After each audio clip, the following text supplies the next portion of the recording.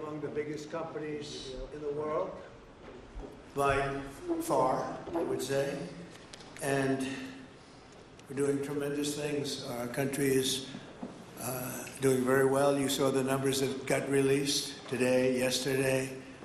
Deficits cut way, way, way back at levels that nobody's ever seen before, setting records.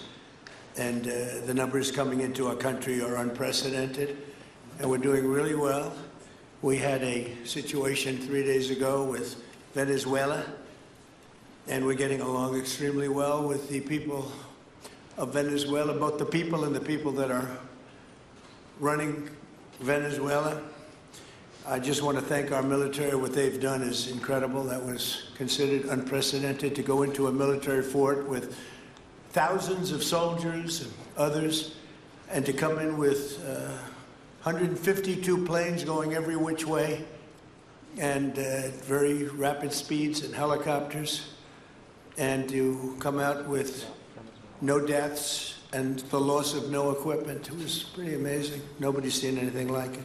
I was called by the leaders of numerous countries. I won't go into which ones, but the biggest and the strongest, and they said that was very impressive. They're all impressed.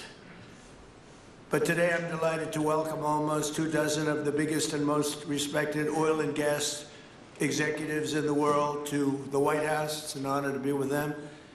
We have many others that were not able to get in. I said if we had a ballroom, we'd have over 1,000 people. Everybody wanted. I never knew your industry was that big. I never knew you had that many people in your industry. But here we are. And if you, in fact, if you look, come to think of it, well, I got to look at this myself.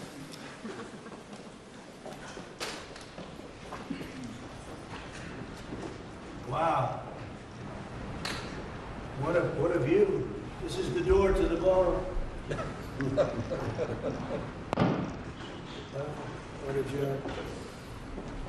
Unusual time to look, but I figure we might as well do it. If the fake news would like to go back and take a look, you can, but you'll see a very big foundation that's moving. We're ahead of schedule in the ballroom and under budget.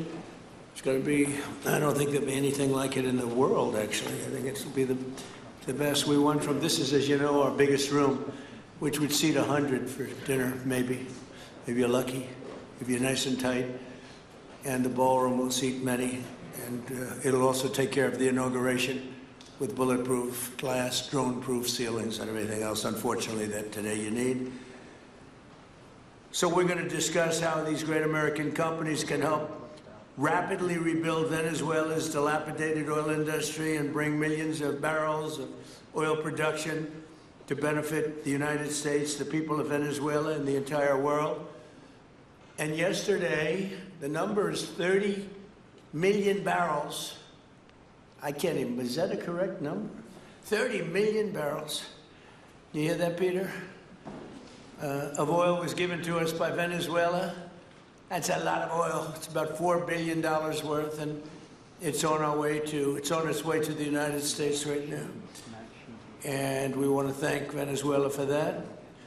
And we're working very well with them, obviously, or they wouldn't have been so generous. But they respect us again. They didn't respect us at all before. So that's money that goes to the United States. Some will go to Venezuela, and some will go to the oil companies, but not that, because that's already been extracted.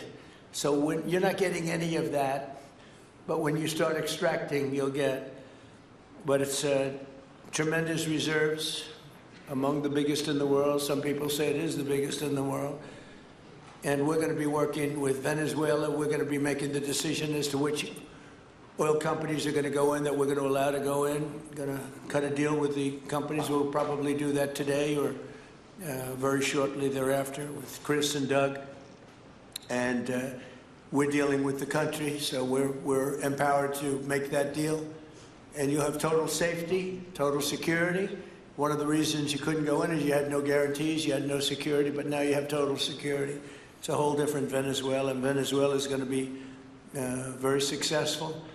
And the people of the United States are going to be big beneficiaries, because we're going to be extracting, numbers of, in terms of oil, like few people have ever seen, actually. So you're dealing with us directly. You're not dealing with Venezuela at all. We don't want you to deal with Venezuela. Let me thank Vice President J.D. Vance, who's doing a fantastic job. Secretary of State Marco Rubio, likewise a fantastic job. I have good people. I like them better than my first group. But we had a great, despite that, we had a great first term. We had some great people there too, by the way. But we had a great first term. We had the greatest economy in the history of our country in the first term, but this is blowing it away. And you haven't seen anything yet. Everyone's been shocked by the numbers, 5.4% GDP. And that's despite the fact that we were badly hurt by the Democrat shutdown, of which they'd like to see if they could shut it down again. Secretary of the Interior, Doug Burgum, was fantastic. Secretary of Energy, Chris Wright, recommended by Doug as being the greatest oil man anywhere in the world, because I wanted Doug for that job, energy, and Doug said, no, sir, there's a man named Chris Wright. I said, who the hell is Chris Wright? He said he's the most talented oil man anywhere in the world. I doubt you can get him, because typically oil men make a lot of money, and women. They make a lot of money, but Chris came. You took one of the greatest salary cuts probably in history, Chris. But he's a fantastic person, loves our country, and many other important members of this team. And I want to thank them for their efforts. As you know, last week, the United States Armed Forces performed one of the most spectacular military operations in American history, apprehending the outlaw dictator Nicolas Maduro for his crimes against the United States, crimes for which he has now been indicted and is in federal court awaiting trial. And he killed many people, millions of people, actually, and allowed jails, prisons, mental institutions, insane asylums, drug dealers, drug addicts to pour into our country totally unchecked because of Sleepy Joe Biden's policy of open borders, the stupidest thing I've ever seen. We're getting them all out. The departure of Maduro makes it possible an incredible future for both nations, Venezuela and the United States, in which we will more closely integrate the economies of two major energy powers in the Western Hemisphere. Energy coming out of Venezuela was very small. One of the things the United States gets out of this will be even lower energy prices. We have people now getting gasoline for $1.99, $1.96, $1.95, $1.92 yesterday, somebody.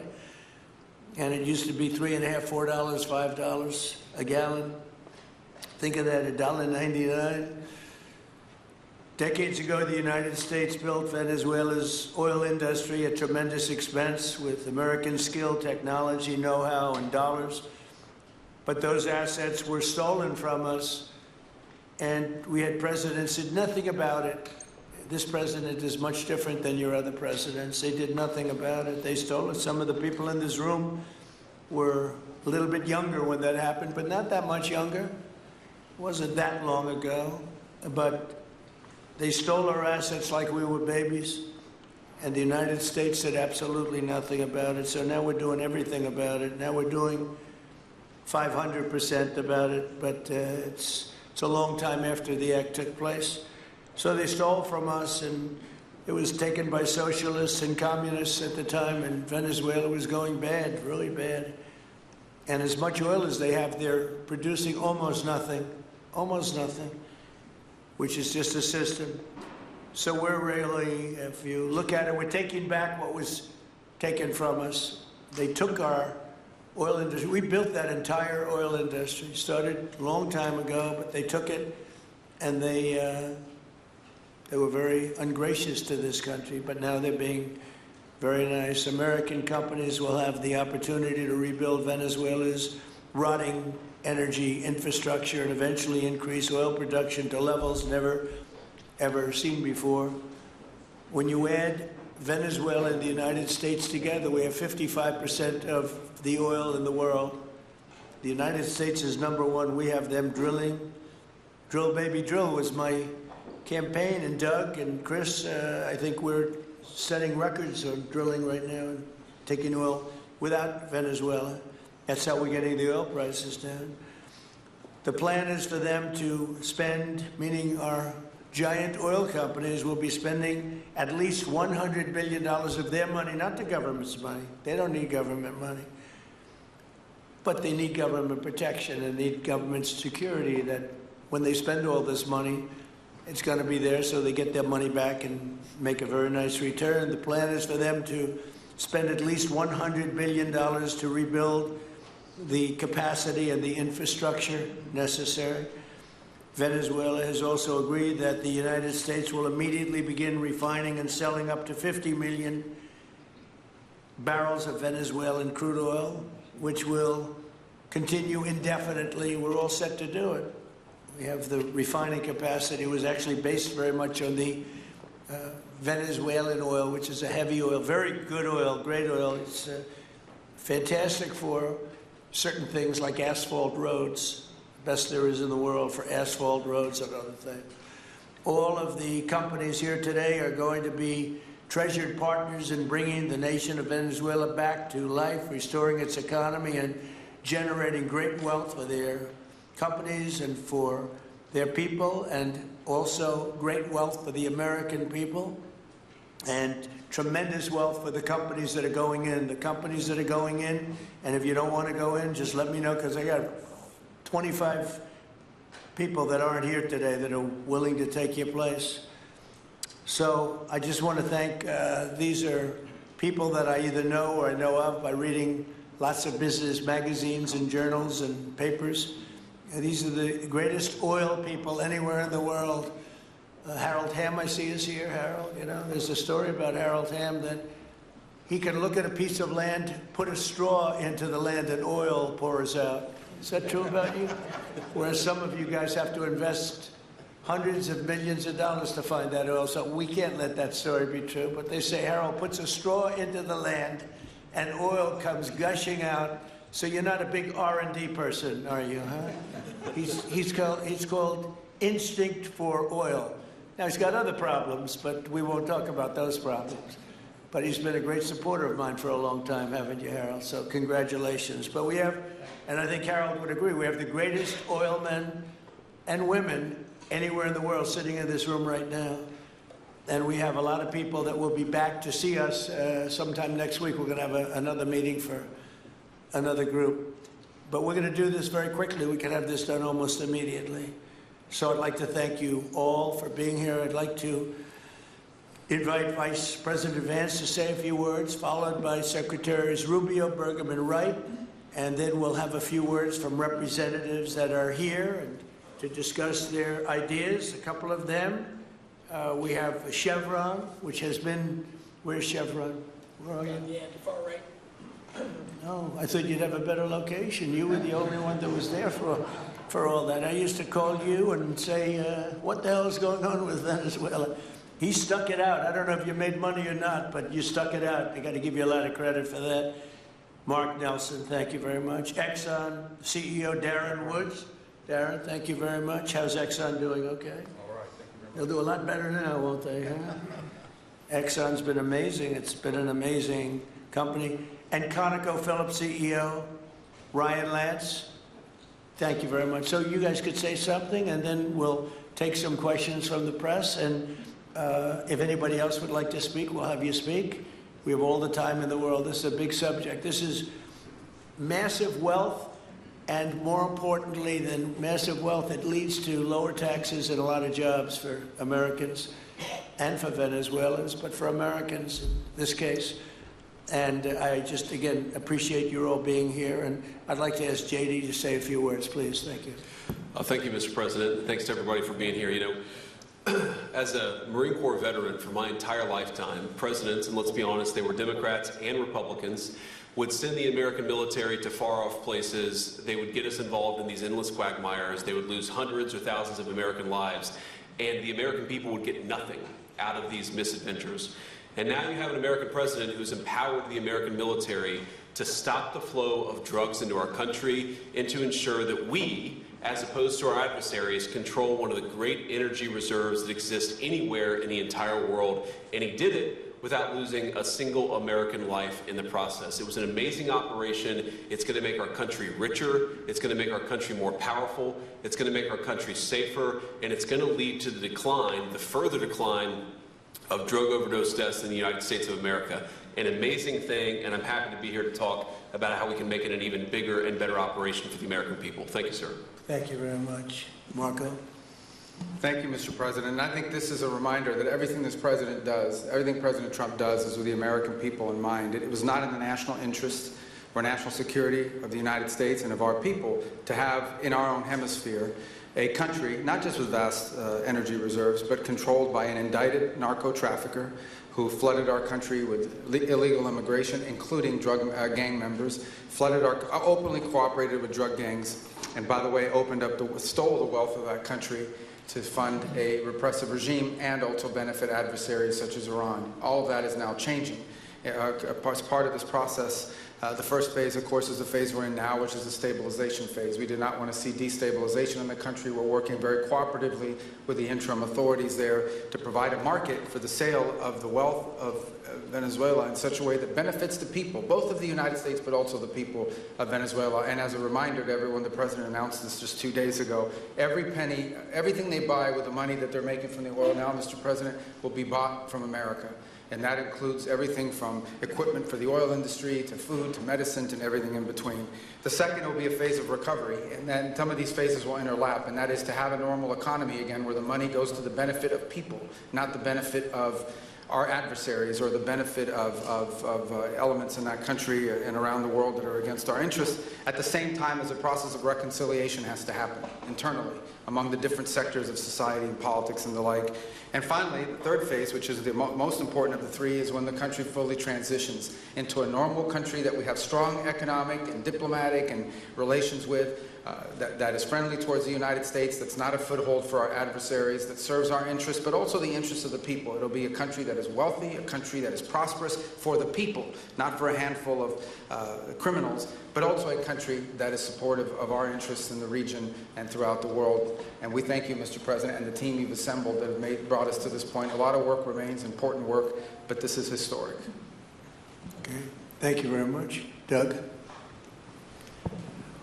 Well, Mr. President, I want to thank you for your leadership, not just as President, but as Commander-in-Chief. The boldness, the execution, the breathtakingly precise work that you've delivered both in Iran back in June and here has changed the field for the whole world.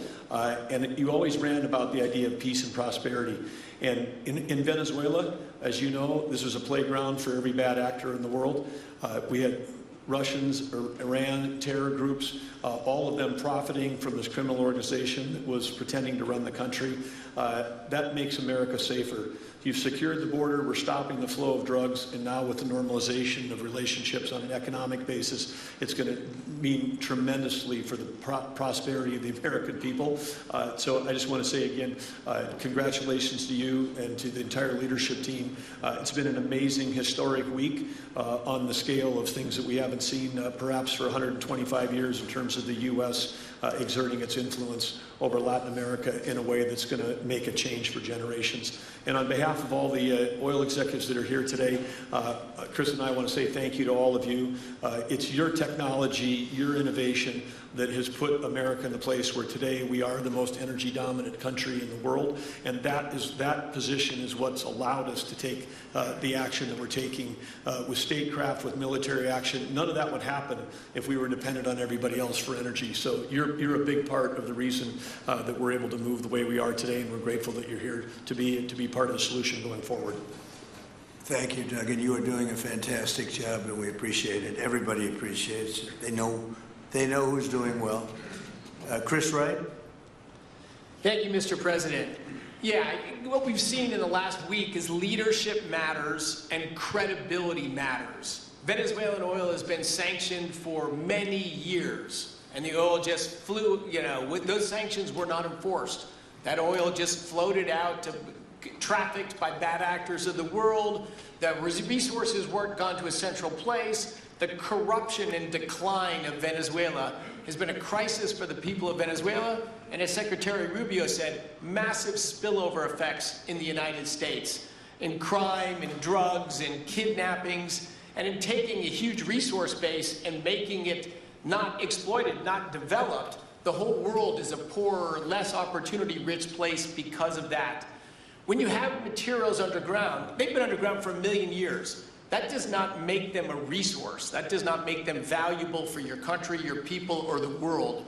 They only become a resource with technology, with capital, with rule of law, and a system of governance that encourages the harvesting of those resources to make the better world. And we see here the dramatic contrast between the United States, which may have less oil underground than Venezuela. We have 20 times the production of Venezuela, 20 times the impact of human betterment, massively better quality of living here in the United States.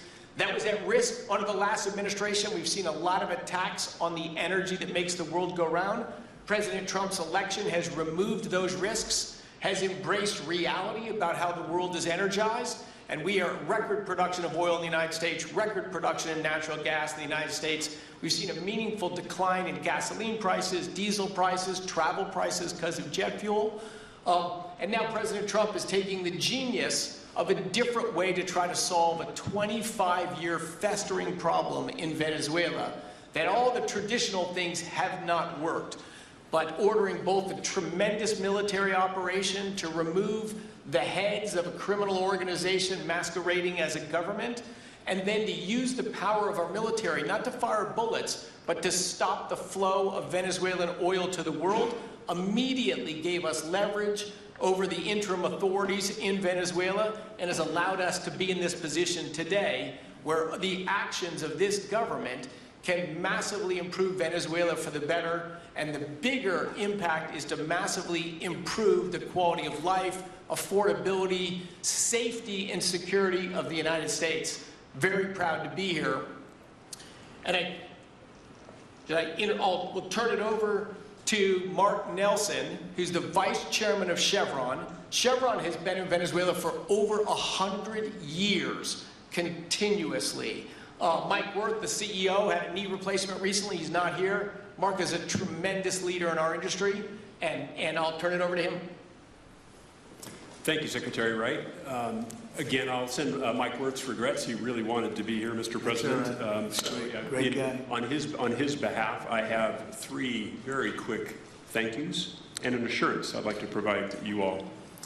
The first thank you, Mr. President, is to you. It's thank you for convening this gathering. It's thank you for your leadership, and thank you for continuing to keep American energy domination in the forefront. So thank you for that. Thank you very much. The second thank you actually is to the cabinet. So Secretary Rubio, Secretary Berg, and Secretary Wright, your ability and commitment to continue to engage with the parties around the table to keep the world working is greatly appreciated. So thank you for that. And the final thank you actually would go to our Venezuelan employees of Chevron. They have been working tirelessly to operate safely, protect the environment in country, and their dedication and skill will help us in this next chapter. And finally, I'll close with the assurance. For more than a century, Chevron has been a part of Venezuela's past. We are certainly committed to its present, and we very much look forward as a proud American company to help it build a better future. And so, Mr. President, thank you for your leadership. And you really suffered there. You stuck it out. A lot of people left. A lot of big companies left. Many of the people sitting at this table left because of the safety risk and other risks. But you stuck it out. I give you credit for that. Sometimes it was hard. I remember 6 months ago I told you to stay, just stay. Things are going to happen. You'll be very happy. I didn't know they were going to happen this fast or this conclusively. One thing I think everyone has to know is that if we didn't do this, China or Russia would have done it. And if China or Russia were a next-door neighbor, because essentially this is not around the other parts of the world so far away where you fly in an airplane for 24 hours before you get there. This is sort of a next-door neighbor if you think about it. And I told China and I told Russia, we get along with you very well, we like you very much, we don't want you there, not going to be there. And if we didn't do this, China would have been there and Russia would have been there. Maybe they both would have been there together, but they're not going to be there now. One thing I will tell them, and I will tell you, that we are open for business. China can buy all the oil they want from us there or in the United States. Russia can get all the oil they need from us, and they do like oil, even though they produce a lot of it. But China and Russia and everybody else is able to go, and we'll be open for business almost immediately. I have a feeling the $100 million will be spent $100 billion will be spent very, very rapidly by these very big, powerful, and rich companies, and I think they're going to be able to rebuild the infrastructure. And I hope it's going to be brand new as opposed to a rehab, because I know the tremendous difference between the new and the not so new in your industry. The new is much more beautiful, much better in every way, and actually much smaller. It's like everything else, gets smaller and stronger. It's a combination of smaller, better, and stronger. So I hope you're going to build all brand new stuff, rip out the old crap that's been there for so many years, and do it the right way. You're going to be there a long time if we make a deal. If we make a deal, you're going to be there a long time. If we don't make a deal, you won't be there at all. It's, you know, sort of interesting. But again, China and Russia would have been there if we didn't do this. And the other thing people ask about the second wave, I don't think it's going to be necessary. We have an armada, a giant armada like nobody's ever seen in that part of the world. And it's stationed off the coast. And we are getting along so well with the people that are involved in representing Venezuela that I don't think we're going to have any, I don't think it's going to be necessary to do the second wave. We were planning on a second wave, but the first wave was so powerful and so good and so strong. And frankly, the people in the country, they did the right thing. They were smart. They did the right thing. They didn't want to go through a second wave. But we've got a tremendous number of the most powerful ships in the world right there. I don't think we're going to have to use that. I'm happy to say that. I don't think we're going to have to use that at all. If I could ask Chevron, you did a great job. I want to thank you. And ExxonMobil, if you would say a few words, and then followed by Conoco, great companies, massive companies, great companies. Exxon, please. Sure. Thank you, Mr. President. I appreciate the invitation and the opportunity, frankly, for the entire industry to show up and provide a perspective. Frankly, we've been kind of unresponsive to the press regarding Venezuela. I guess today's the opportunity to address the press directly with respect to a number of questions that have been asked of ExxonMobil. First and foremost, obviously, is the interest that we have in Venezuela. And I think, you know, the way I would position that, I think one of the reasons why we see many of the industry players here is we're in a depletion business for a product that is in great demand and will be in demand for many, many, many decades to come. And as a depletion business, the biggest challenge we have is finding resources. There's an opportunity in Venezuela with all the resources there. Is we don't have that challenge of finding, we have the challenge of developing those resources. So I think it's in the best interest of these companies and, frankly, society as a whole for the industry to be interested in understanding what the opportunity here represents. I'll just share a philosophy that ExxonMobil has when we enter countries, because we do business all around the world in a number of different regimes. We take a very long-term perspective. The investments that we make span decades and decades, so we do not go into any opportunity with a short-term mindset. And there's a value proposition that we have to meet. It has to be a win-win-win proposition. Obviously, it has to be a win for the company and our shareholders and to generate a return for the investments that we make. It has to be a win for the government. The resources are an important source of revenue that helps support the people of the places that we do business. And it has to be a win for the people. We have to be wanted there and to be a good neighbor. And those three things ensure a stable, long-term platform for the large investments that we make for the long term. With respect to Venezuela in particular, we have a very long history in Venezuela. In fact, we first got into Venezuela back in the 1940s. We've had our assets seized there twice. And so you can imagine to re-enter a third time would require some pretty significant changes from what we've historically seen here and what is currently the state. If we look at the legal and commercial constructs and frameworks in place today in Venezuela, today it's uninvestable. And so significant changes have to be made to those commercial frameworks, the legal system. There has to be durable investment protections, and there has to be a change to the hydrocarbon laws in the country. We're confident that with this administration and President Trump working hand in hand with the Venezuelan government, that those changes can be put in place. And with respect to the Venezuelan government, that perspective we don't have a view on. We haven't talked to the Venezuelan government, and obviously we have yet to assess the people's perspective with respect to ExxonMobil entering the country. In the short term, there are things that can be done while the longer-term issues are being worked. For us, we haven't been in the country for almost 20 years. We think it's absolutely critical in the short term that we get a technical team in place to assess the current state of the industry and the assets, to understand what would be involved to help the people of Venezuela get production back on the market. With the invitation of the Venezuelan government and with appropriate security guarantees, we are ready to put a team on the ground there. We also have a integrated set of capabilities from production to refining to trading, and I think we can be of assistance to getting the Venezuelan crude to market and realizing a market price to help, again, with the financial situation in Venezuela. So those are my short-term perspective that I have. I'd say maybe close with a thank you, Mr. President, for the work that you've done to secure not only the national security, but the energy security of the region. And then thank you, Secretary Rubio, Secretary Wright, Secretary Burgum, for your leadership in this matter. Thank you. How long would it take you, Darren, as Exxon to, if we make a deal, how long would it take you to get in there and get started?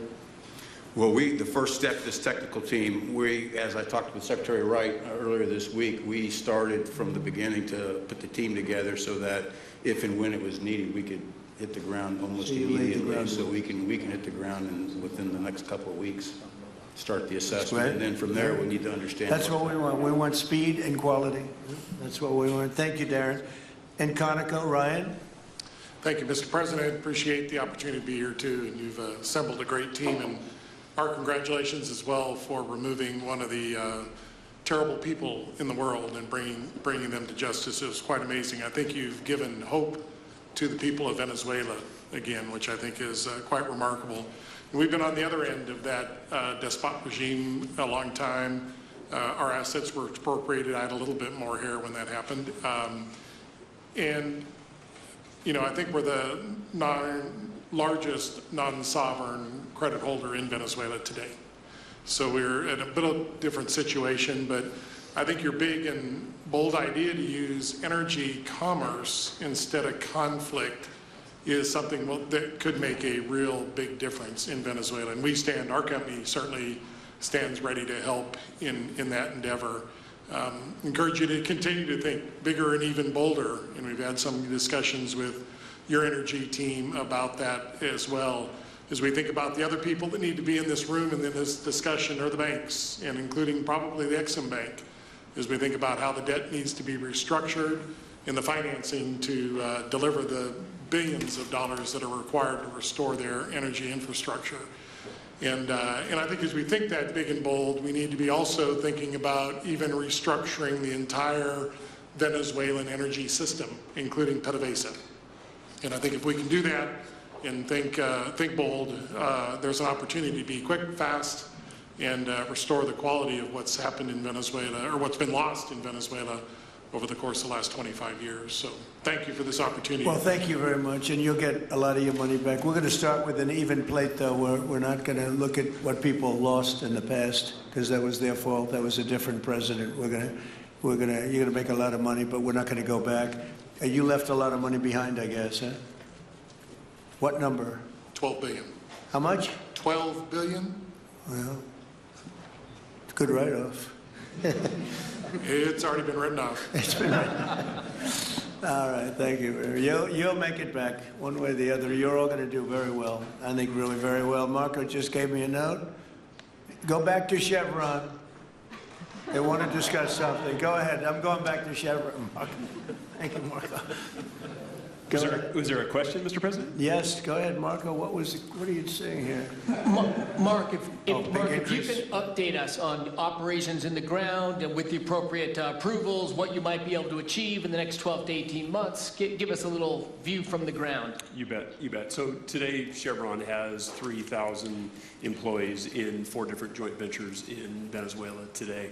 And over the past 5 to 7 years, they've taken production from about 40,000 barrels a day to 240,000 barrels a day, essentially getting those facilities and that equipment up to standards that would be something that people in the room would be more accustomed to. Given the work we've done with Secretary Wright and Secretary Burgum and even Secretary Bessent, I think we have a path forward here very shortly to be able to increase our liftings from those joint ventures 100%, essentially effective immediately. We are also able to increase our production within our own disciplined investment schemes by about 50% just in the next 18 to 24 months, and that's just leveraging what's on the ground. So to Secretary Rubio's comments about phase 1, this is taking the momentum of improvements we've already made there locally and building on those and creating more momentum for the people of Venezuela.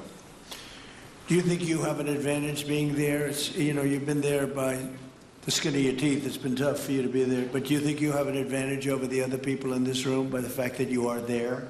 Yeah, I think there are, Mr. President, I think there would be days where it didn't feel like an advantage, and there are days where it does feel like an advantage. But having people on the ground today that care desperately about the people of Venezuela and know how to operate the assets that are there, that is a definite advantage today. Would you say the best locations are available, or would you say the best locations are already sort of worked, even though they're in very bad shape? The best locations for finding oil, the best locations for oil. There are more opportunities than not, Mr. President. With 300 billion barrels of reserves and resources in country, there are lots of opportunities for many companies. Will you be building new, or will you be using the old infrastructure that you have? Yeah, today it's a little bit of a mix, but today it's mostly us taking the equipment of today, getting it to the standards that we are accustomed to. To your comments about making it how it should be today, most of the investments that we've been making are about getting it up to our standards. Well, I think you're going to make an investment, but you're going to get your money back very quickly, and that's part of our thing. We're going to have you get your money back fast, and then you'll give a lot to Venezuela and to the United States after that. Okay, so you'll be in good shape. Could I ask Harold Hamm to say a few words? He's been a friend of mine for a long time. Very amazing man, actually, amazing energy person. Well, thank you, Mr. President. It's good to be here with so many dignified people. And this effort particularly, and thank you for your effort for what you've done here, taking this despot out of that area. And the world dealt with him way too long. Certainly our industry knows that this is a real jewel that can be developed for the people of Venezuela, and also benefit the world. And like Secretary Wright said, it has not been done. That's not been done in the past, and they had a good chance at it. Brought someone in that totally took it down, as everybody knows here, and that was Chavez, and we know what happened to him finally. But that ruined the industry in Venezuela, and all of us know how that happened, ended very well, very wrongly. So anyway, we're glad to see what's happened here, and look forward for the opportunity for a lot of people in this room, but also for America and the country itself. Are you going to be involved in going in? Because he's in North Dakota and he's in Oklahoma and some incredible places. It's a little bit different, but there's no doubt about you won't have to worry about the straw too much here. You can just go at it. Are you going to be one of the participants? Well, certainly, I'm an oil finder, like you said.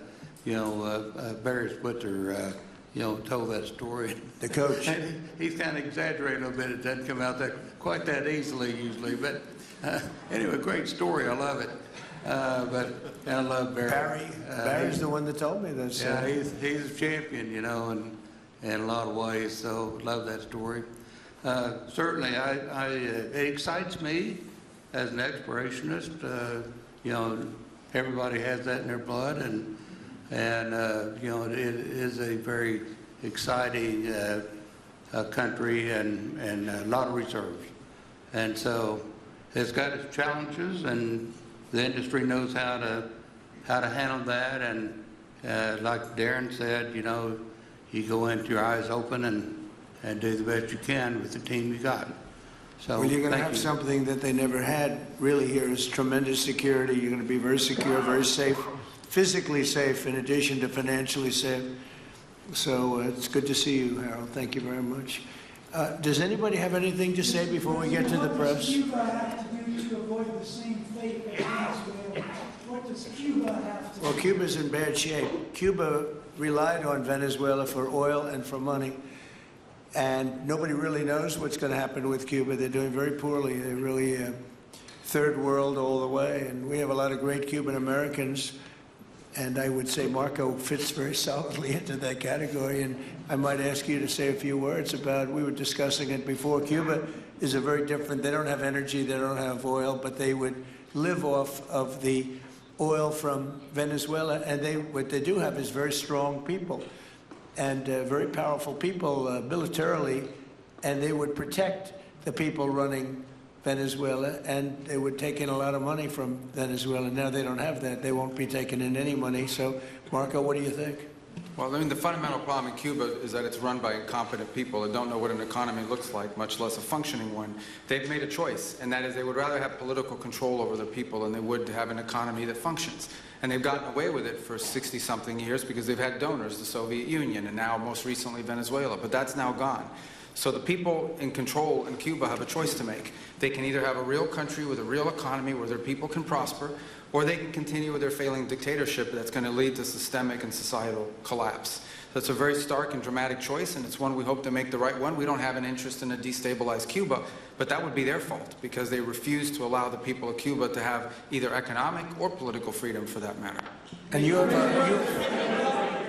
a lot of people in this country that want to go back to Cuba and help Cuba. A lot of people have left, you know, they came in penniless, they didn't have anything, and they've become very rich people in our country, and they want to very much go back and help Cuba. So that's something that Cuba has that a lot of other places don't have. Peter? President Trump, thank you. I do want to ask you about Minnesota, but first, just more on topic.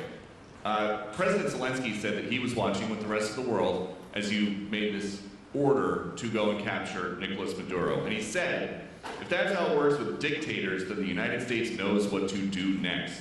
Sounds like he wants you to go and capture Vladimir Putin. Would you ever order a mission to go and capture Vladimir Putin? Well, I don't think it's going to be necessary. I think we're going to have I've always had a great relationship with him. I'm very disappointed. I settled 8 wars. I thought this would be in the middle of the pack or maybe one of the easier ones.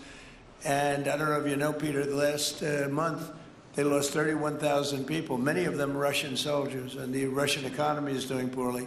I think we're going to end up getting it settled. I wish we could have done it quicker because a lot of people are dying, and mostly soldiers. You know, they get hit in Kiev and they get hit a little bit here and there, and people are dying there too. But largely, it's the soldier population. When you have 30,000, 31,000 soldiers dying in a period of a month, 27,000 the month before, 26,000 the month before that. That's bad stuff. So, as you know, President Biden gave $350 billion to Ukraine to fight, and we would never get that back, although I did make a rare earth deal to get it back, so we will be getting it back, but shouldn't have done that. It was a bad thing to do. I will say that right now, because I was able to get NATO to up GDP from 2% to 5%. NATO's got a lot of money, and they're paying for everything. We're not losing any money. We're making a lot of money, I guess, if you think of it, because we're selling them military equipment. They're probably giving it to Ukraine. But we're selling them to NATO military equipment. We're getting full price and all of that. But that's not a big deal to me. What is a big deal is stopping a war where 30,000 people are being killed every single month. And on Minnesota, the vice president yesterday suggested that Renee Good, who was killed by this ICE officer, was part of a broad left-wing network. What has your team told you about this broad left-wing network? Who is in charge of it? Who's part of it? What's it called? Well, I haven't seen the Vice President's statement, but he's generally very accurate, I hate to say. Look, I watched that yesterday, and there were a lot of different forms to it. But there was a woman screaming, shame, shame, shame, shame.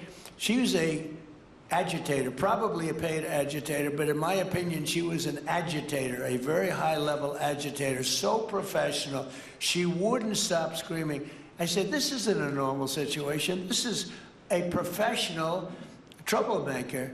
Because you heard it and I had it. Now, I will say this, the news sort of turned her down, turned her off, because you're trying to watch. She was so loud and so crazy and just not normal. When somebody sees something like that, they don't go screaming and the same words. So, I guess you could say professional, but I didn't think she did a very good job.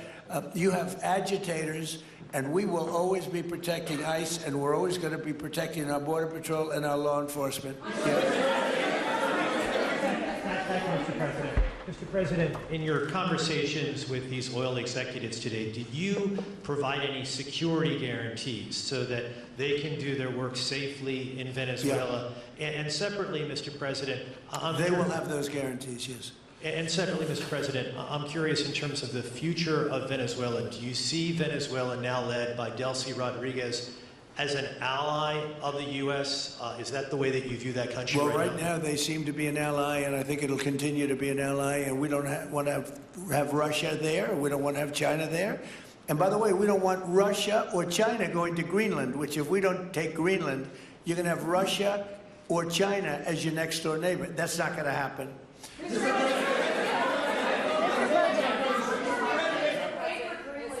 The White Mr. President, White thank you. You just said that these companies would have security guarantees if they go in on the ground in Venezuela. They will have. And what is your plan there actually for these companies and those Americans who are going to be on the ground working for these companies? Well, there are going to be Americans. I assume they're going to be using a lot of Americans, but they're going to be using a lot of people from Venezuela and other places, I would imagine. But I would think that mostly they'll be using Venezuelan workers. They have a lot of great workers. They have a very high unemployment rate, and they have workers that are very familiar with taking oil out of the ground. Yeah. How long do you think the Ayatollah will be in power after what we've seen play out on the ground there? When is the U.S. going to get involved now that reports of protesters being killed on the ground? So Iran's in big trouble. It looks to me that the people are taking over certain cities that nobody thought were really possible just a few weeks ago. We're watching the situation very carefully. I've made the statement very strongly that if they start killing people like they have in the past, we will get involved. We'll be hitting them very hard where it hurts. And that doesn't mean boots on the ground, but it means hitting them very, very hard where it hurts. So we don't want that to happen. There have been cases like this where President Obama totally backed down. But this is something pretty incredible that's happening in Iran. It's an amazing thing to watch. They've done a bad job. They've treated their people very badly, and now they're being paid back. So let's see what happens. We're watching it. We're watching it very closely. Go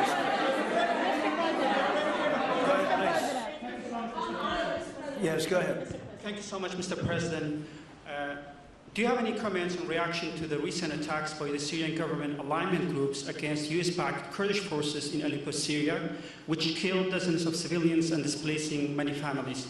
Does your administration bring peace between the Kurds and the Syrian government? I want to see peace, yes, I do. The Kurds and the Syrian government, we get along with both, as you know very well.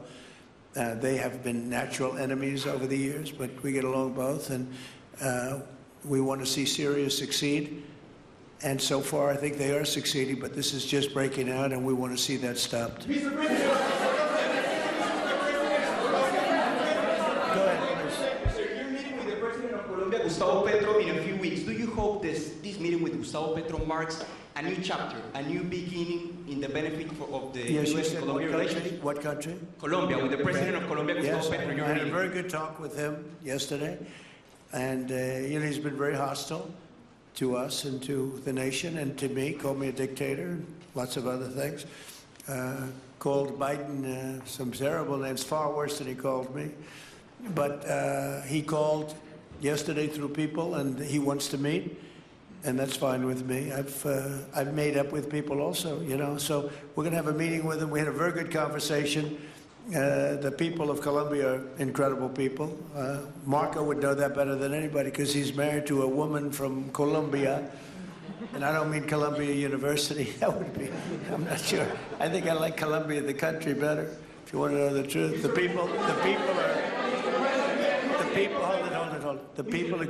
are great people. I look forward to meeting with them. We're going to meet in the very near future. Would you meet the interim president of Venezuela here in the White House? Would you greet her to discuss the fate of the oil? Yeah, well, I'm going to meet a lot of people, and we're going to meet, we meet a lot of people. When you end 8 wars, you get to know a lot of people, and I think it's very important. As an example, we have over $18 trillion, think of it, $18 trillion coming into our country. A lot of that's coming in from foreign countries like Saudi Arabia and Qatar and UAE and others.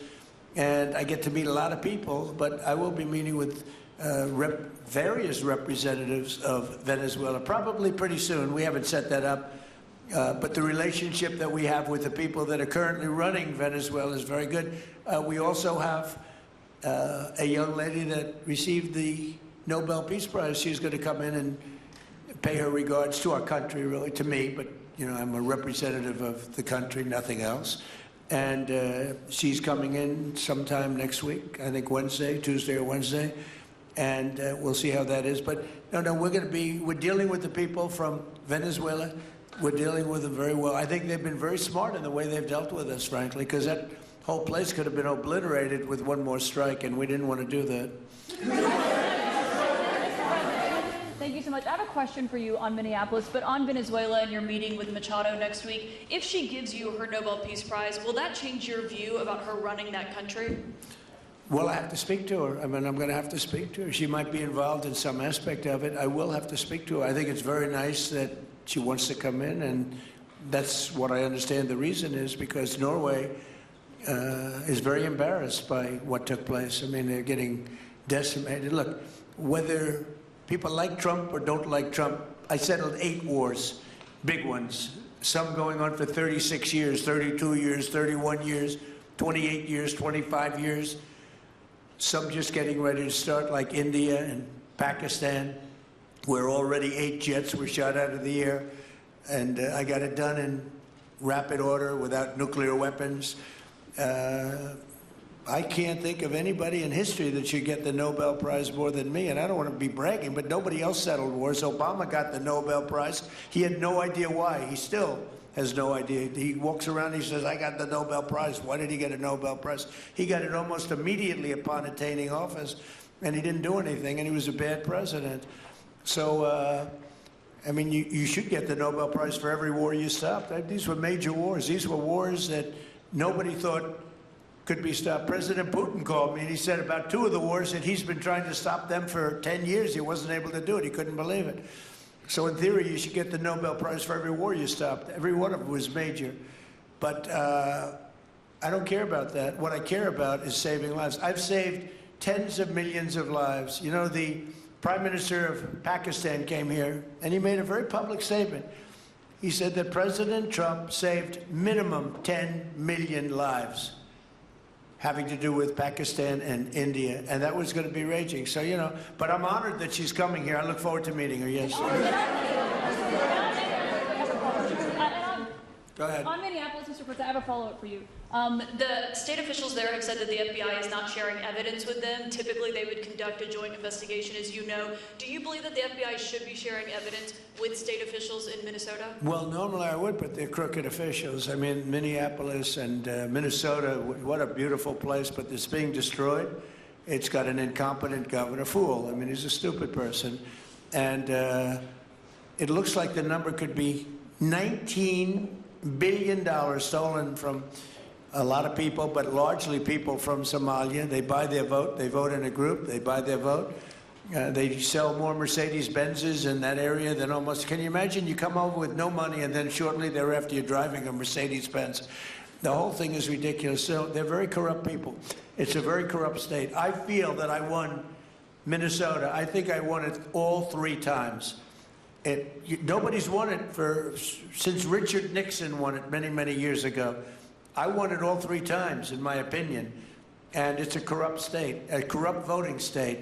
And the Republicans ought to get smart and demand on voter ID. They ought to demand maybe same-day voting and all of the other things that you have to have a safe election. But I won Minnesota 3 times and I didn't get credit for it. I did so well in that state every time. The people were crying every time after. That's a crooked state. California's a crooked state. Many crooked states. We have a very, very dishonest voting system. The last time I won, 24, the one that just took place, I won because it was too big to rig. You couldn't rig it. It was too big. But I won the state of Minnesota. It's a corrupt voting system with an incompetent governor, a very incompetent governor. And by the way, he's a very corrupt governor, too. Go ahead. I have a question on Iran, but first, very quickly on Venezuela. How do you provide total security guarantees to these companies without putting U.S. boots on the ground? Well, we're going to work with the Venezuelan leaders and people, and we're going to have a very safe group, and they're going to also bring over some security with them. You know, these are not babies. These are people that drill oil in some pretty rough places. I could say a couple of those places make Venezuela look like a picnic. These people around the table, these are tough people. They go into areas that you wouldn't want to go. They go into areas that if they invited me, I'd say, no thanks, I'll see you back in Palm Beach. No, this is a tough group of people. They know how to do it. But we are, in addition to that, we'll have very good security for them. We're going to make sure there's very, very good security. And I think the people of Venezuela are going to give you very good security. You know, the people... Now, I'm not talking even leadership. The people of Venezuela are going wild over this. They named a street after President Trump. What do? You attack a country and they name a street? That's never happened before. Although I heard that's also taking place in Iran. They named a street, the protesters. I just hope, you know, just God bless them. I just hope the protesters in Iran are going to be safe, because that's a very dangerous place right now. And again, I tell the Iranian leaders, you better not start shooting, because we'll start shooting too. With your glasses, sir, go ahead, please. Hold it. Next to you. Yes, glasses. The gentleman with the glasses. All right, thank you, Mr. President. With those very big glasses, actually. Yeah, Ferrari, actually. Mr. President, I have 2 questions. What do you want the European Union to do in Ukraine? The European leaders are pretty divided on Ukraine. And then, if you can reiterate this straight message that you have to the Iranian leader, to Khomeini, the message that you have. You're talking about Iran? Oh, Iran, yeah. What the first one is on Iran Europe. to do? I'm sorry? Where are you from? Italy. Oh, nice place. Yeah. Okay. The first question. So what are you Europe. asking about Iran for? Well, if you can answer about Europe and what you think the Europeans should do on Ukraine, and then a message. Well, look, Europe has been doing so much for Ukraine, but it hasn't been enough. And obviously that I would say that President Putin is not afraid of Europe. He's afraid of the United States of America, as led by me. There's no fear of Europe. You know, Europe's fallen behind, and Europe, and JD said it very strongly, I don't know, it's, he took a lot of heat, but I didn't give him any heat. Europe is a different place. Europe is changing. Europe has got to get its act together. I love Europe. I guess I came from Europe, essentially. My roots are in Europe, but Europe is a different place. They have to get their act together. Now they've said they have a great NATO leader, and they've gone up to 5% from 2% GDP. That's a big step. But they have to be very careful with their immigration policy, and they have to be very, because, you know, I will just say, to be nice, that there are certain places in Europe that are very important that are no longer recognizable. I'm being very nice. I'm being very diplomatic when I say that. They are not recognizable. And they have to be careful on energy, because they're putting windmills all over the place and losing a fortune. They're destroying their country. They're destroying the beautiful landscapes, the beautiful everything. They're doing, by the way, in case you people don't know, I'm not much of a windmill person. I can proudly say, Doug, that we have not approved one windmill since I've been in office, and we're going to keep it that way. My goal is to not let any windmill be built. They're losers. They lose money. They destroy your landscape. They kill your birds. They're all made in China. And all you have to do is, you know, just about all of the windmills are made in China, the structures. All you have to do is say to China, how many windmill areas do you have in China? So far, they're not able to find any.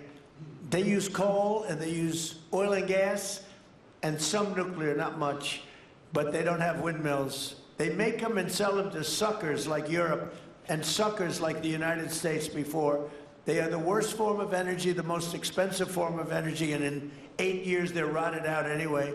Go take a look at Palm Springs, California, and take a look at what that looks like. It looks like a junkyard of steel. So we don't approve, and I've told my people, we will not approve windmills. Maybe we get forced to do something because some stupid person in the Biden administration agreed to do something years ago. We will not approve any windmills in this country. 2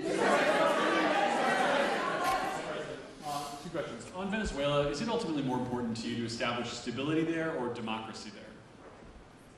Well, you're talking about maybe the same thing. I mean, you're talking about stability or democracy. I don't know. To me, it's almost the same thing. We want stability, but we do want democracy. Ultimately, it'll be democracy. Peter? I do have a policy question, President Trump, but I'm having a hard time seeing here. I see the American flag lapel pin. What is the other lapel pin on your Somebody jacket? gave me this. You know what that is? That's called a happy Trump. And consider the fact that I'm never happy. I'm never satisfied. I will never be satisfied until we make America great again, but we're getting pretty close, I'll tell you what. This is called a happy Trump. Somebody gave it to me, I put it on. Thank you. And the policy question. How much money are you thinking of giving people in Greenland to get them on board with a possible U.S. I'm not talking about money for Greenland yet. I might talk about that. But right now, we are going to do something on Greenland, whether they like it or not, because if we don't do it, Russia or China will take over Greenland, and we're not going to have Russia or China as a neighbor. Okay?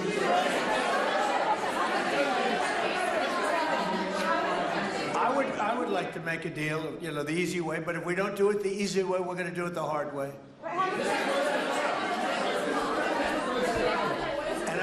And by the way, I'm a fan of Denmark too. I have to tell you, and you know they've been very nice to me. I'm a big fan, but you know the fact that they had a boat land there 500 years ago doesn't mean that they own the land.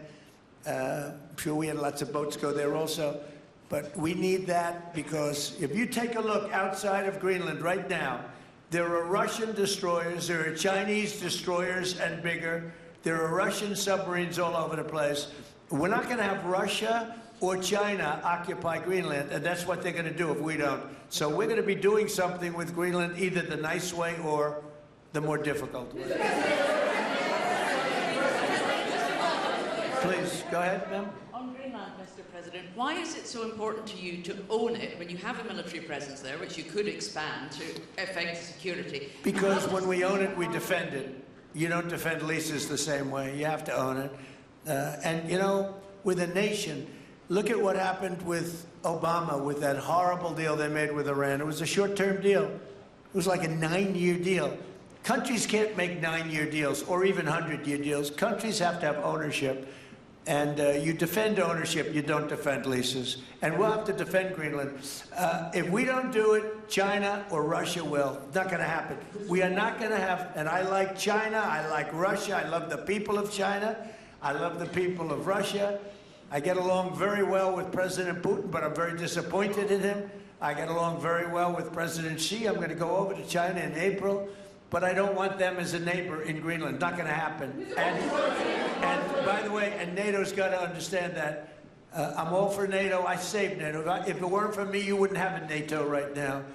But we're not going to allow Russia or China to occupy Greenland, and that's what's going to happen if we don't.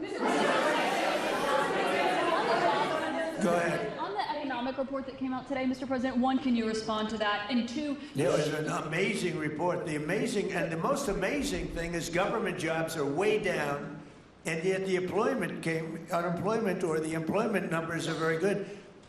We've gotten rid of tremendous numbers of federal government jobs. Nobody's ever seen anything like it. And yet the employment numbers are very good. They're really getting better. But now we have all those people to work in the private sector for a lot more money.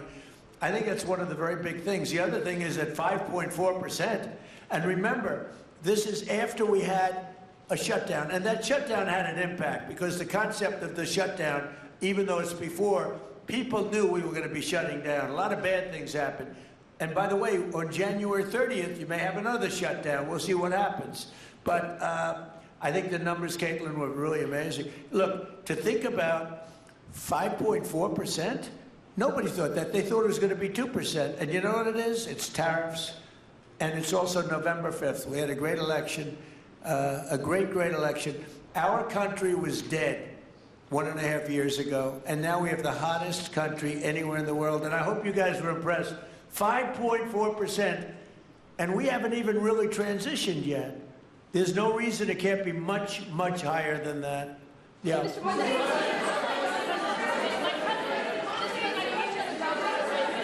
off, can you respond to the manufacturing? Let's give CNN a chance. You know, they've been fighting so hard to get back into the mainstream. Mr. President, you posted some numbers actually on Truth Social last night. People saying you posted the job data early when you're not supposed to obviously share it till the next morning. Did you do that on purpose? No, I don't know. If they posted them, I said post them whenever you get a chance. I don't know. They gave me some numbers. When people give me things, I post them. But the numbers are amazing. Yeah. How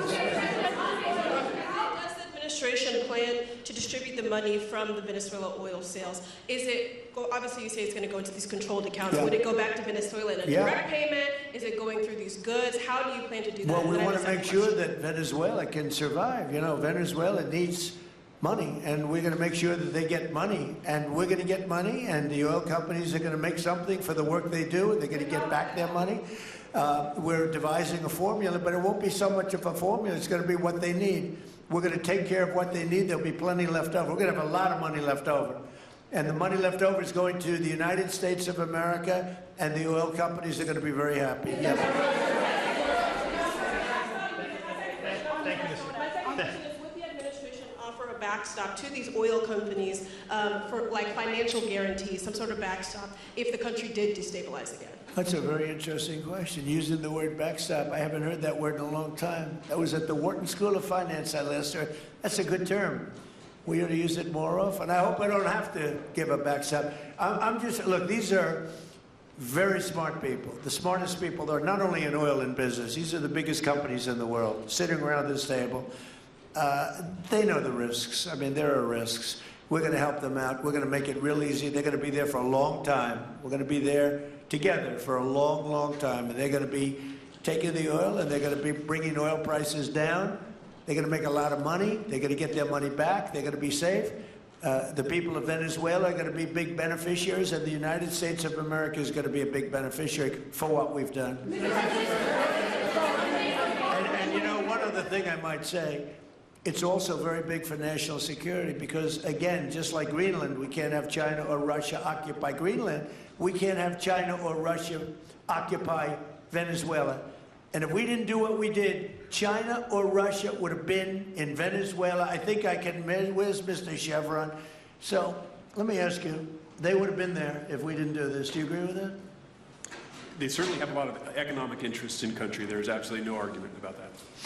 They were trying to be there. I mean, you know, we had a Russia, I guess sort of I call it a semi-Russian ship yesterday that we took over, and Russia decided not to defend that ship against us. It's a big movement.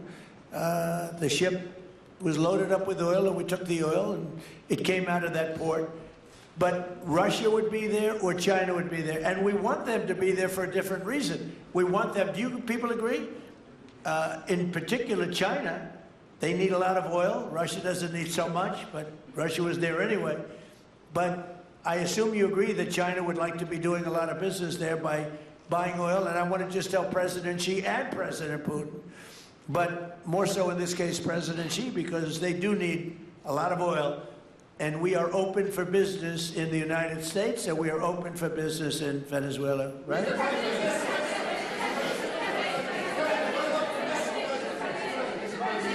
Go ahead, sure.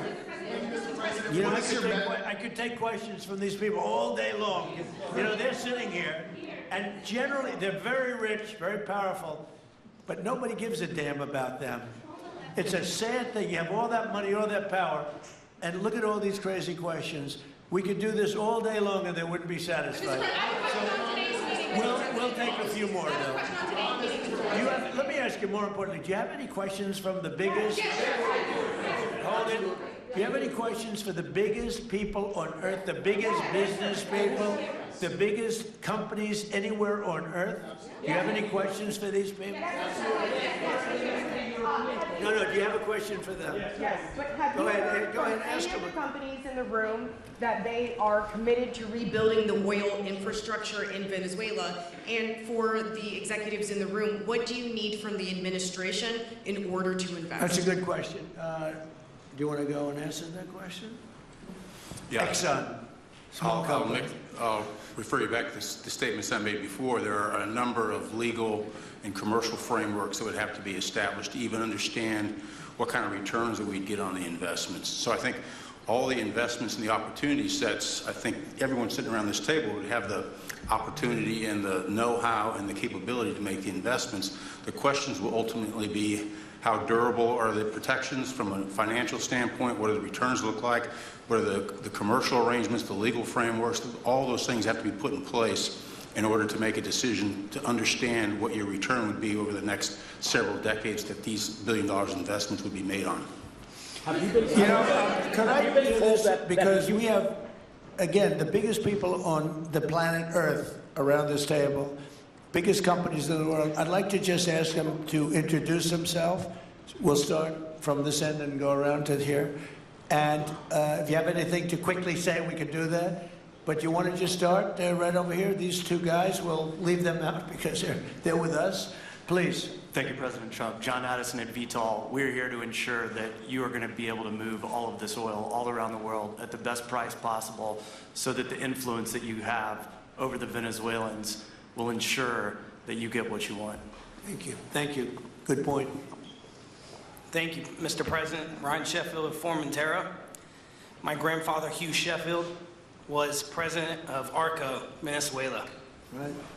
Thank you for what you did. Do you like what we're doing? There's a lot of shale there, a lot of upside. He would be very happy looking down. He'd be very proud of you right now, right? Yes, sir. Good. Thank you. Mr. President, Luis Rodriguez. I'm probably the only Venezuelan American sitting on around this table. I want to personally thank you for the courage of your actions over the last couple of weeks. I think I speak, and I speak of Venezuela in general in saying there's optimism. You've brought optimism to the table, and if the conditions are met, the opportunity is absolutely immense. I agree with that. That's true. Thank you. Well said, too. It's immense. This is a tremendous opportunity. Thank you. Richard Holton from Trafigura. We're working with your administration, Mr. President, to bring that Venezuelan oil to the United States. Our first vessel should load in the next week. Good job. Thank you. I think the reason that most of us are here and thinking about the future is because we trust you initially to set this program up that will work and guarantee that this can be done. And there's a huge investment that needs to be done. We've all agreed on that. And certainly we need time to see that through. So thank you for what you've done. Thank you very much. Thank you. Mr. President, I'm Lane Riggs, CEO of Valero Energy, and we're one of those companies that refineries in the U.S. are uniquely configured to run Venezuelan oil, and we're more than happy as this opportunity expands for us to further invest in our refineries to produce more of it. And you're very much set up for the heavy oil, right? Yes, sir. That's great. That's great. We're ready for it. Thank you, Mr. President. Thank you, Mr. President. Thank you for having us here. Thank you. And thank you for opening the door to a better Venezuela. We are a Spanish company, but we are fully committed to invest here in the States. We have invested over the last 15 years $21 billion in the American oil and gas industry, in Pennsylvania, in the Gulf of America, in Texas, and in Alaska, with the discovery of Pikka, that is going to have the first oil this quarter, and is going to change, it's going to reverse the declining history of that great state of Alaska. We are in Venezuela, Mr. President, with our partners of E&I. We produce the gas that guarantees the stability of a half of the grid power in Venezuela, So we are committed with this stability, and on top of that, we are on the ground, we have people, we have facilities, we have technical capabilities, and I take your point, Mr. President. We are ready to invest more in Venezuela. Today, we are producing 45,000 barrels a day gross of oil, and we are ready to multiply by 3 this figure in coming 2-3 years, investing hard in the country, following your recommendation, if you allow us, of course, and in the framework, commercial and legal framework that could allow this growth. So thank you, Mr. President. Thank you. Great job you've done. Thank you. Mr. President, thank you for having me. Matt Sheehy, I'm with Tallgrass Energy. We are an infrastructure business, so whether it's oil, gas, CO2, we move that around. So most of my customers are sitting around the table and happy to lend our expertise to what's going on in Venezuela to support the people. And obviously infrastructure is going to be critical to see it repaired. Thank you. Thank you. Mr. President, thank you. An honor to be here. Marianne Mannon, Marathon Petroleum. We are one of the largest U.S. refiners. On behalf of the men and women of Marathon Petroleum and of our industry, thank you and the administration for what you're doing for U.S. energy independence. We have the ability and the capability of our assets to process Venezuelan crude, and the people of Marathon Petroleum stand ready to do so. Do we need more refineries in our country? In the U.S., probably not. We have sufficient capacity. That's amazing. A lot of it was approved during my first term. We were getting you approvals that nobody could have gotten in Louisiana and other places, and they got built. Before that, it was a disaster. We didn't have the refineries. Now we do because of the first term. Please. Darren Woods, ExxonMobil. Okay, we'll go over here. Thank you, Mr. President. Jeff Hildebrand, founder and chairman of Hillcorp Energy, one of the largest private energy companies in America. Who's bigger, you or Harold? We're close. Huh? We're close. Harold. Absolutely, Mr. Ham. But thank you for your great, tremendous leadership in protecting the interests of the Western Hemisphere. The message that you have sent to China and our enemies to stay out of our backyard is absolutely fantastic. So thank you. Thank you very much. And finally, Hillcorp is fully committed and ready to go to rebuilding the infrastructure in Venezuela. You'll go there? You'll be going? Yes. Good. That's good. You'll be very happy. Thank you very much. Thank you, Mr. President. Jeff Miller, CEO of Halliburton Company. We are the largest American oilfield services company. We're the second largest in the world. Been in business over 100 years. Started operations in Venezuela in 1938. Long time in Venezuela. I personally lived there for 4 years and raised my kids there. So quite familiar with Venezuela, and just couldn't express gratitude more so for the opportunity to return to Venezuela under the stability that I know that this team and your team are able to deliver. So when did you leave? Huh? When did you leave Venezuela? As a company, we left under the sanctions in 2019. So we had intended to stay, and then when the sanctions went into place, we were required to leave. But very much interested in returning. And 600 Venezuelans with Halliburton today, all around the world. Look forward to putting them back to work. Great job. Great Thank job. you. You'll be back. Please. Mr. President, I'm Alex Bamberg. My company, Aspect Energy, is one of the leading American international wildcatters. We've found significant fields in central. Are you a wildcatter? I'm a wildcatter. That's pretty cool, I'll tell you. I would have been a wildcatter too if I was in. And you've been successfully wildcatting. We've found significant fields in Central and South America, in the Middle East, and in Europe. We're the leading That's oil good. producer in Hungary.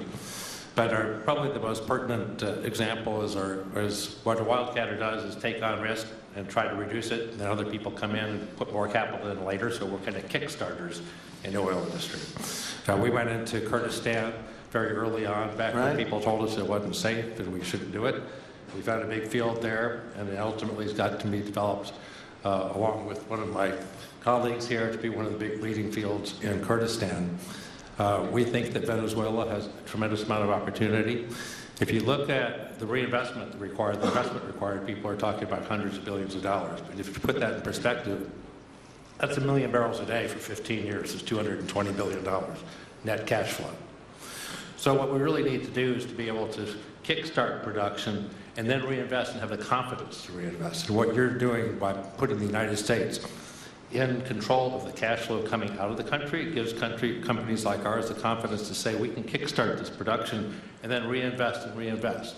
In Hungary, we've invested $1 billion in changing the trajectory of Hungarian oil production. We were only able to do that not because we could write $1 billion check, we're a smaller company, but because we reinvest all the cash flow back into new production. Good. Mark Nelson with Chevron. Sure. Thank you, Mr. President. I'm Claudio Scalzi, and ICO, Italy. We started working in Venezuela in 1980. We have a lot of oil, but now just the gas is flowing because it's not under sanction. And as my colleague from Repsol said, we cover more than about 50% of the electricity in the country. So that is essential to avoid any kind of problem, social problem. We own about 4 billion barrels of reserves, so a huge amount in the Orinoco Belt, in the central Venezuela. We have now in the country 500 people, most Venezuelan, and we are ready to invest. Clearly, we are ready to invest. We thank you for the big efforts and the efficiency of your action, and we are here, and we are here to work together with the U.S. We are also a big investor in the U.S. So we thank you again, and we are there, and we are also ready to join with American companies in our assets to develop and go faster with good investors and good know-how from the U.S. company. Yeah. Thank you. You've done a great job. Thank you very much. Mr. President Rossborough, good to see you again.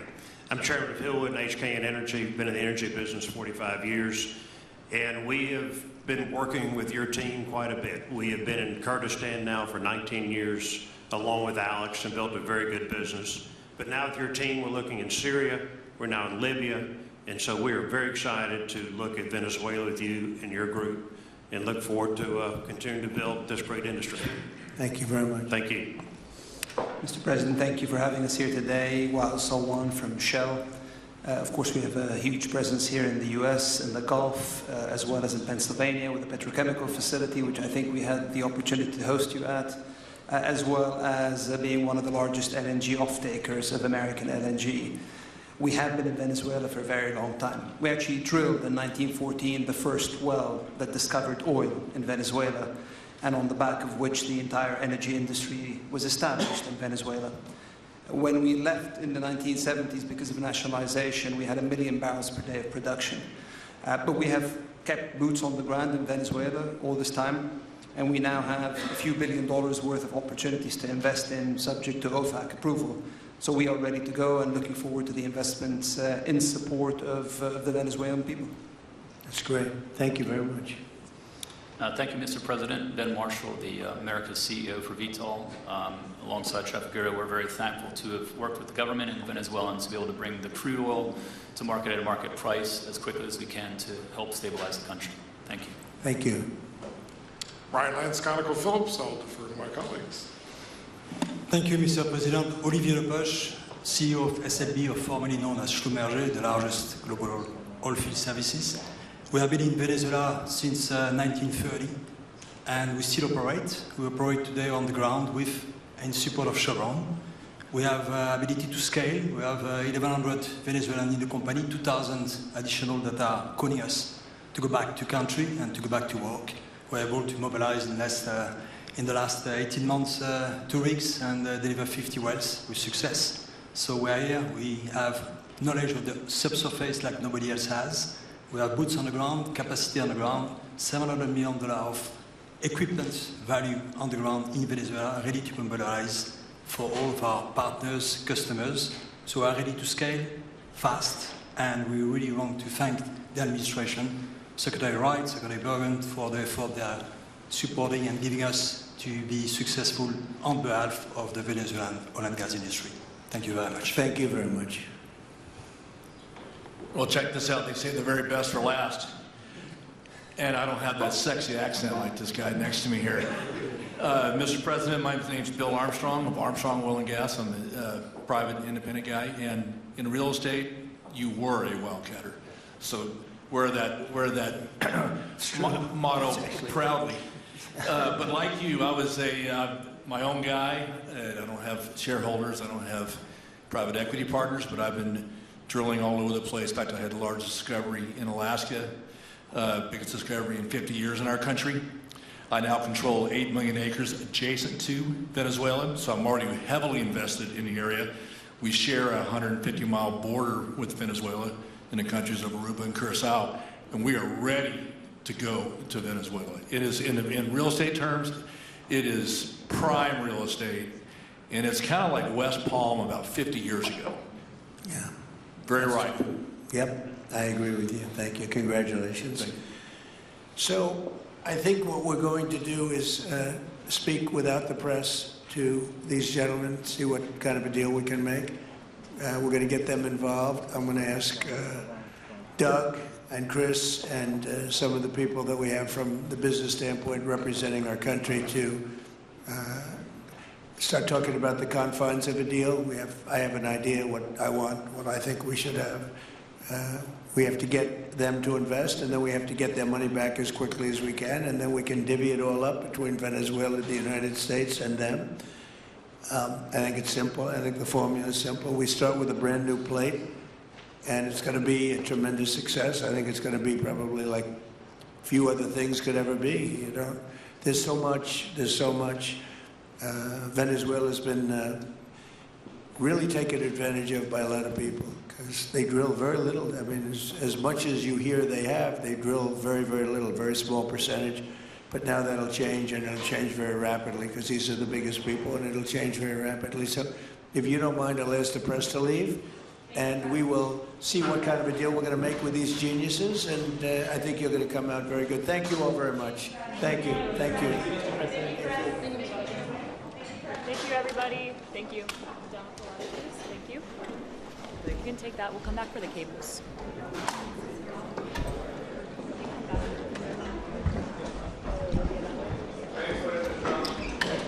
You can come back for anything. Okay, thank you. Thank you. Keep going.